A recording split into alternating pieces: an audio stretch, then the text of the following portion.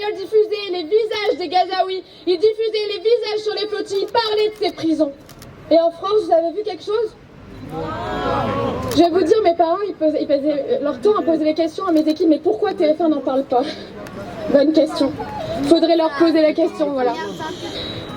Ce que je veux dire aujourd'hui, c'est que la flottille, c'est qu'un échantillon des mobilisations qui existent partout dans le monde. C'est qu'une illustration. Chaque jour sur les bateaux, je recevais à la fois des messages de beaucoup de personnes à Gaza, mais on recevait des photos du monde entier, de mobilisation, d'actions symboliques, d'affichage, de personnes qui se rassemblaient, qui diffusaient des tracts. Et tout ça, ça fait changer les choses. J'ai vu aussi, merci Rennes, en rentrant en Grèce, le 4 octobre, ce que vous avez fait ici. J'ai vu les CRS qui étaient descendus pour vous empêcher de vous mobiliser en solidarité du peuple palestinien. Bravo Rennes et honte aux CRS. Les conditions hygiéniques sont insoutenables là-bas, mais c'était pour pouvoir dire qu'ils nous traitaient bien avant de nous mettre devant les télés et nous filmer pour leur propagande génocidaire.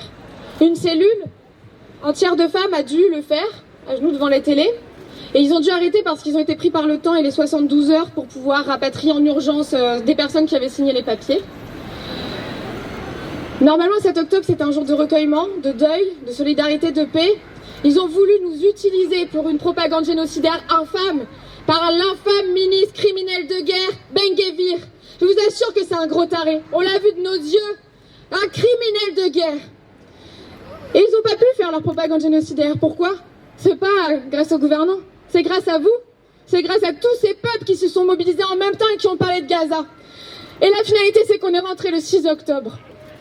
Donc ça paye, pas aussi vite qu'on le veut, pas aussi rapidement, pas aussi fort, pas aussi puissamment, parce que ça fait 2 ans qu'on voudrait que la femme cesse.